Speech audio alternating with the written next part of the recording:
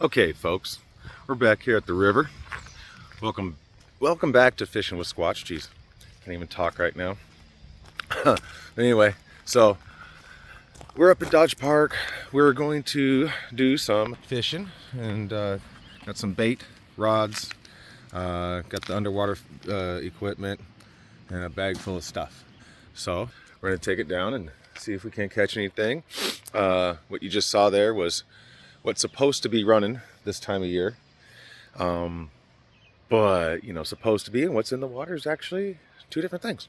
So we're gonna start off what I was using last time, and this one's just set up for some underwater bait. This one right here, so it just has a couple hooks on it. I don't know where they're up there. And we're gonna try that out. I'm gonna rig up a bunch of other stuff, maybe some bobbers, and see what we get. All right, let's get into it. All right, folks, we're gonna start off with the lure, I think, first. And I came down and I saw these flowers, so we decided I'm gonna fish next to these to see if it brings us any luck today. Someone put them there for some reason. Then I'll put you underwater in a little bit, see if we see anything under there, and hopefully we catch a fish first. All right.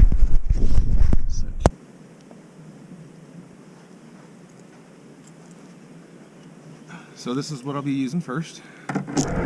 Shoot. Look at that. And they said it's gonna rain today. It's kind of been holding off. So we're gonna see what we get. I don't know, let's go give it a shot.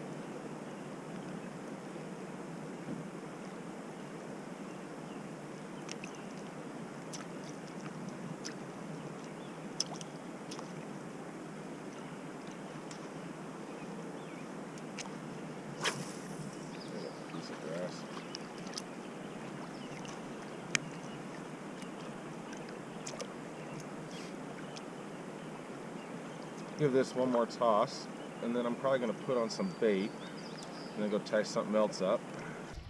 Okay, so I had a couple little bites with the lure that I just had on, and I decided I'm going to put some bait on. So I'm doing my bait right now, same rig up I had when we're catching the sucker fish. There are sucker fish up here, so I'm going to put that out until I get my steelhead set up. You got your pyramid sinker, it's 2 ounces, and these are just some shrimp I had in the freezer, and I do have a couple of worms I found in the yard. And I'm going to turn this around because I'm ADHD kicking in. This beautiful white bird way over there, if I can. Oh, that's as far as I can zoom in, and it's blurry, but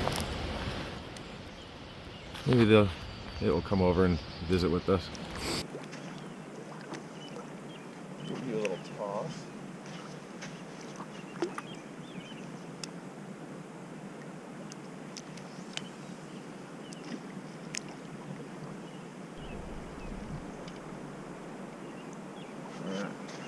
So I'm going to set you guys up behind me here so you can watch me and put the other thing in the water.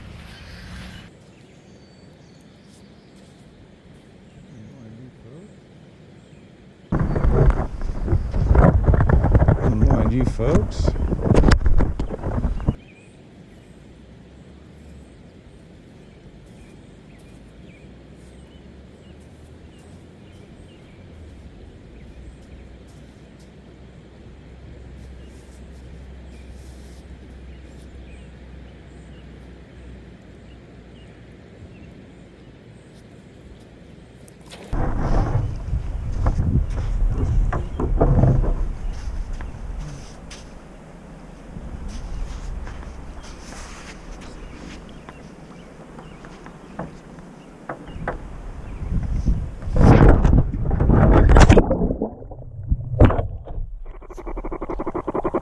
Okay, we made it underwater. I am noticing that I need to soak the GoPro more because it keeps making these bubble noises. I kind of think they're funny, but they're quite annoying and loud. So, because it's been so loud and it's really hard to hear me underwater, I'm trying to do this with my AirPods. This recording with the AirPods, so that way maybe I can actually talk over the water. The water is been very loud when I talk to them.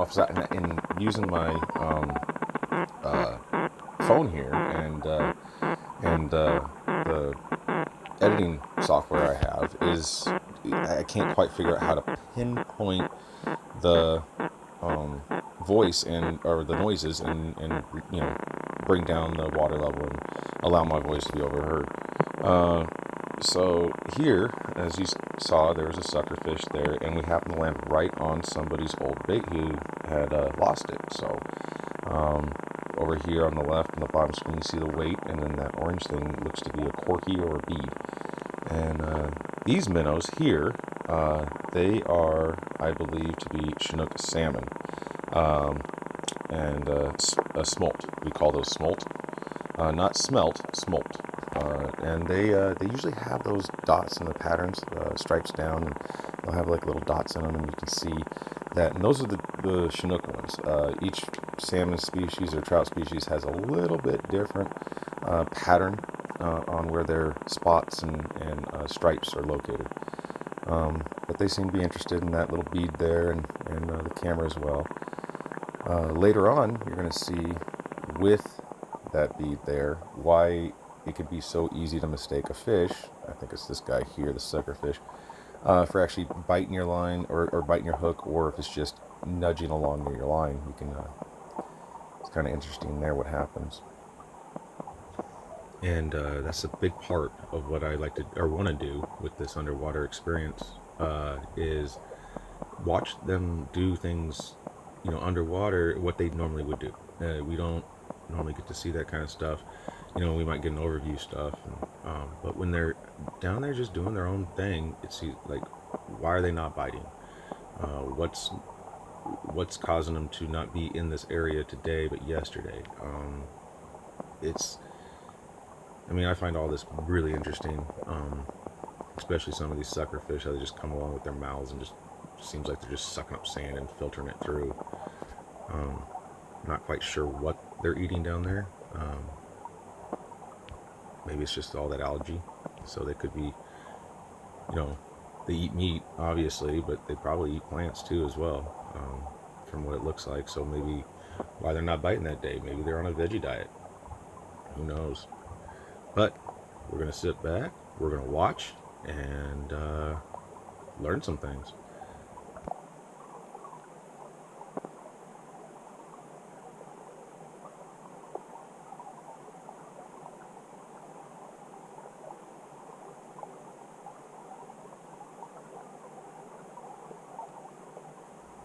So I have gone back, listened to some of the audio that we're doing right now, and it does sound a lot better. So hopefully you guys are, happy with it. But this is the part right here I'm talking about. See how this fish is coming up and just nudging right there, that line and that corky. And in a second you'll see, I'll point out where that weight is, right about here. There you go. And see, right there can confuse a fish. When you think you're getting a little bite, a little nudge, and you pull it and there's nothing there. Well, he's not really interested in your food. He's not interested in what you have, and he's just working his own way around it, and he just happens to nudge it. And then that's how you snag them, or that's how you possibly don't hook them at all. And he even had that in his mouth for a sec, so that could easily set someone off and, oh, I got it, no. And he's really just not interested at all. So it's I think a lot of times when people get frustrated about not catching fish, it's because it's not you. Sometimes they're just doing their own thing, and they had a perfectly fine bait to eat, didn't want it. I don't know if you heard that. My cat just screamed at me. But here's a few more suckerfish, and I've been noticing this. All I've been finding a lot here in the Sandy River lately is a lot of suckerfish. I don't know if that's just the time of year or if they're just the most active. or if our population of salmon have really dropped that much. I don't know, I'm not sure, but we'll get out there and find some, I'm sure.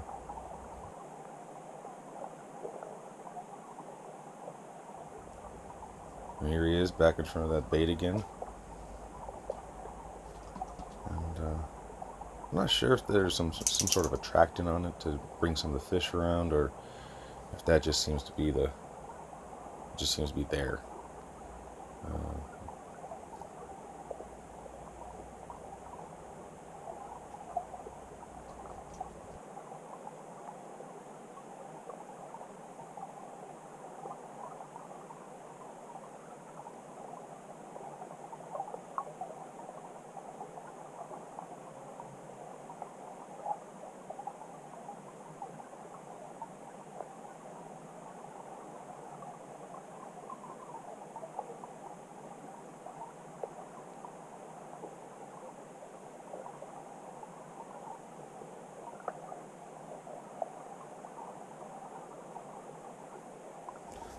Okay, we're about ready to wrap up this first toss. Like I said, we saw a few suckers and some minnows.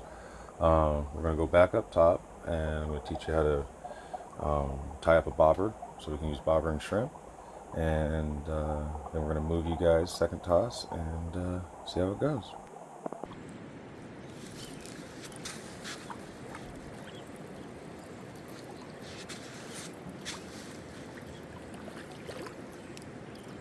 See, well, looked like much. Looked like much was doing much.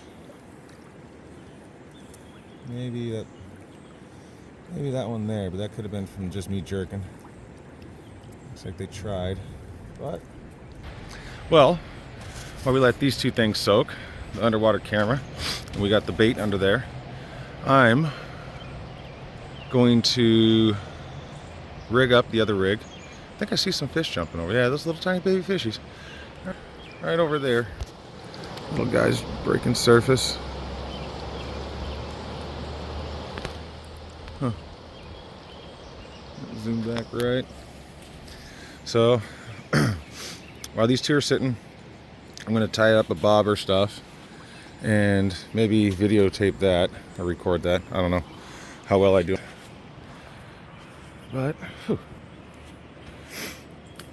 So, first things first.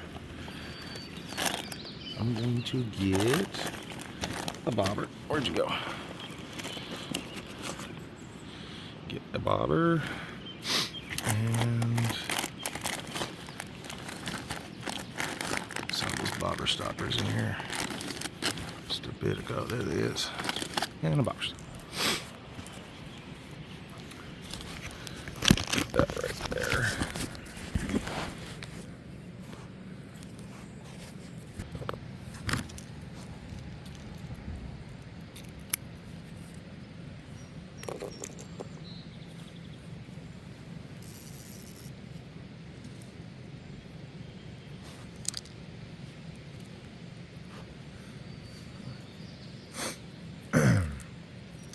So for those who don't know how to tie up a bobber with a bobber stopper, what do you call that? You can judge the depth. So that's what this does. You put that on first.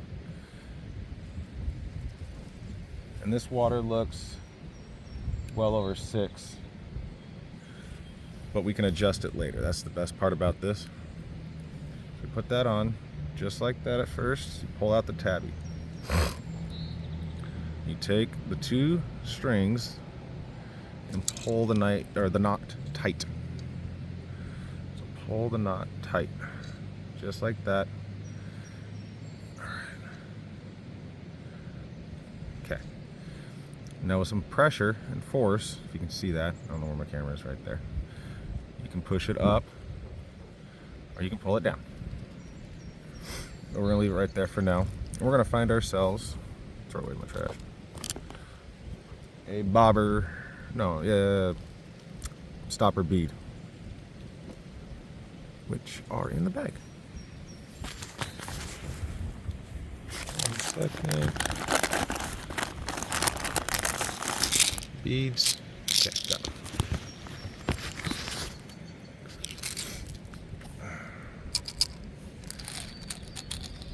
Tiny, tiny beads.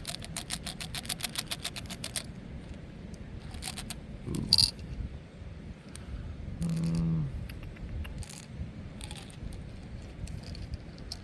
I need smaller beads.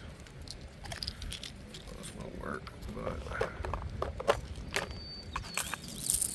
that sounds like smaller beads. I was right. Smaller beads. So first I like to put on a bead. It's about that small.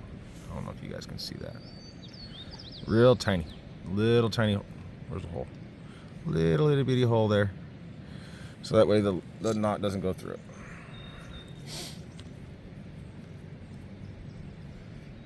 Okay. Oh, see. That on first. Then I like to put on one of our bigger beads. So that way the bobber doesn't go through. So once it's on, this and this.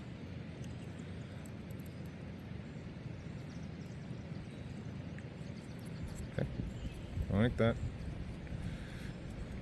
And so the little bead is stopped by the knot, and the bobber is stopped by big bead. Okay. All right. If you guys already know that, just fast forward then, okay? Don't want to bore you. God forbid boring. All right. So that's a big swivel, which I don't think I need. Looking for a barrel swivel.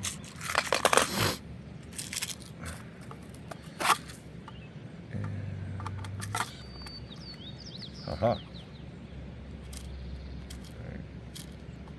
Don't have a barrel swivel. Or do I?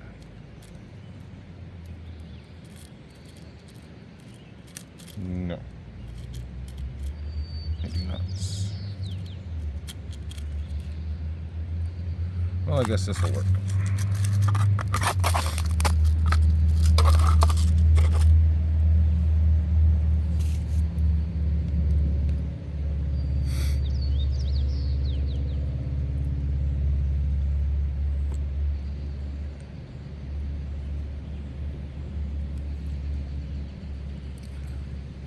So you put,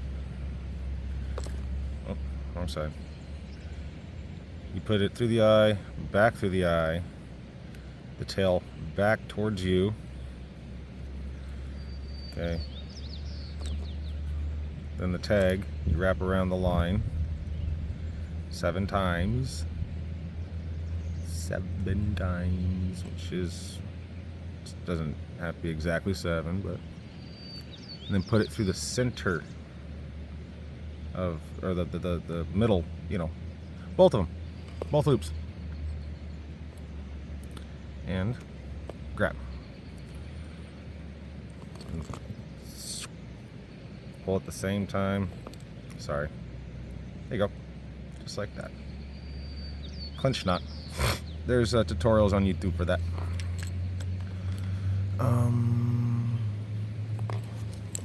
Cut the tag with the imaginary clippers that I've lost. Oh, there it is. Got them. All right.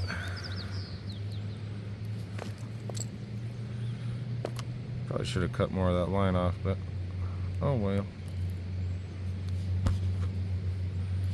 It's not like the fish are picky.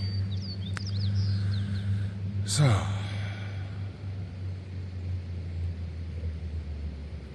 What I'll do is I will get some leader, which is in here. Yeah, that should be doing it. I'll do 12-pound a day. The steelhead and salmon springers usually aren't that big. They can get up to 20, I think, but usually they're about the 15-pound range. And I like to fish with light line, light gear. Take skill. I don't know. honestly, I think most of it's luck.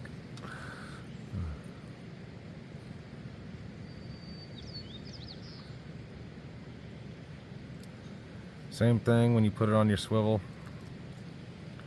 or your leader on your swivel. Same knot. And then I'll put the hook on and I'll do an egg knot, which I'll teach you that in a second. This little tutorial could be a whole video in itself. How to tie things up in the field with squatch.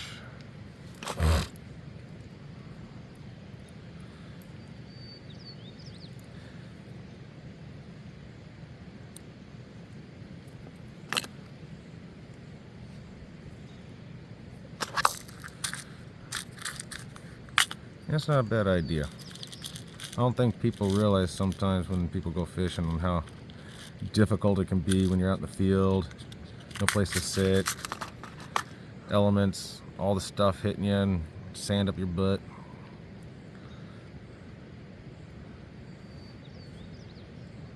So you put the line through the eye of a hook. It looks like that. Okay, towards the back. Then you make a loop like this, go back over, and then you wrap the line around the shaft of the eye and your main line. You do that 7 times, or more, or less, depending on what you feel like. And then you take your tag, or your tail, back through the loop, and then pull your main and your tag at the same time. Don't bite too hard on the line, you will hurt your teeth. I just use it as a placeholder before I give it the good, and I do the good old thing. Alright, snip the tag off. Now, I put a little sinker weight. You can attach those to your main line too. I find that they damage the bobber a lot, so I usually try to put them on a snap swivel or one of the other swivels I was looking for. Couldn't find. So, voila. Just like that. You can put one of those sliding weights. People do, but it does damage the bottom of your bobbers. This one is styrofoam or something. I don't know. But the wooden ones will break. The really expensive ones break. So it's kind of best to try. Ooh, you know what I did forget to do? See? Not always that easy in the field, guys. You forget things too. Retying is a big thing. I also don't like my bobbers being able to be hit by the swivel because it will damage the line on the swivel. So I usually take one of those beads, those bigger beads, and I put it like this. Just like, whoop, losing my beads. Guess that's better than your marbles. Dad joke of the day. I'm not even a dad. Guess it comes with age. I'll be 40 this year. Yeah, it's about the same age my father was when I graduated high school 21 years ago. That is something to think about.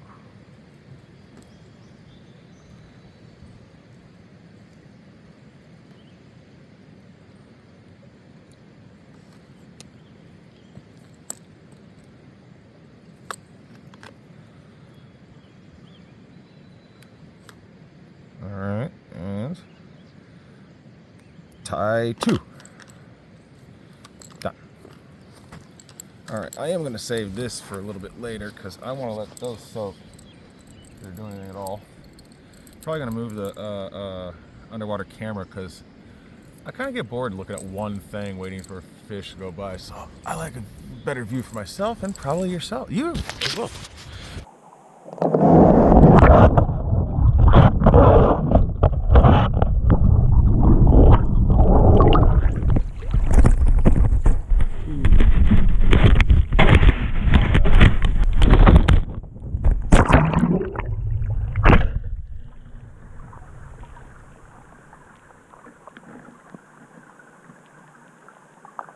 All right, let's do this. Put you guys back in there. So we switched up from the bobber, or from the underwater to the bobber. And I had technical difficulties to be expected. I'm going to give it a little short cast. See what's up in the shorter regions. Can you guys see that bobber coming? Maybe. Maybe that's why I had it zoomed in the first time. Let's see if I can zoom you guys in without messing you up. Zoom. That's a little too far in. There we go. There. Oh, there's a little fish jumped. That was cute. Cute little bugger. Oh, probably only like 6-7 inches.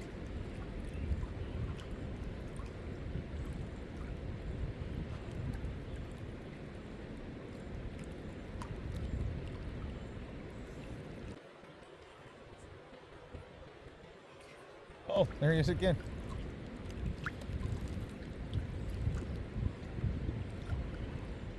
I don't know if you guys can see that on camera.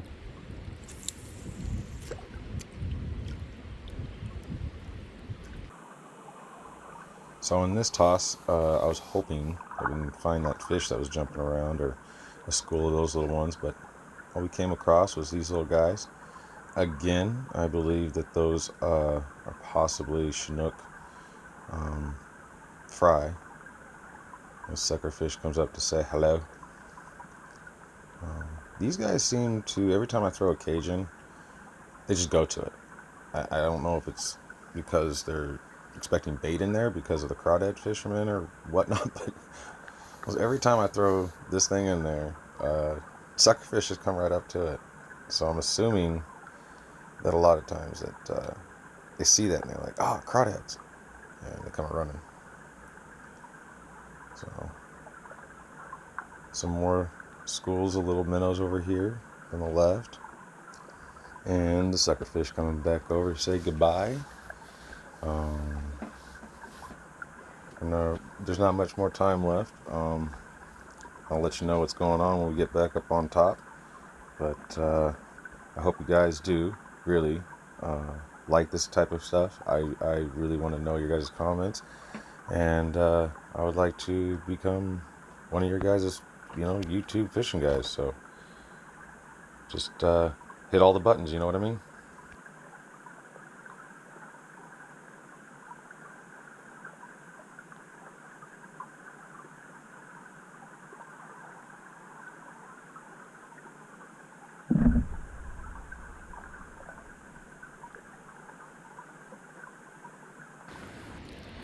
Okay, folks, underwater GoPro's out.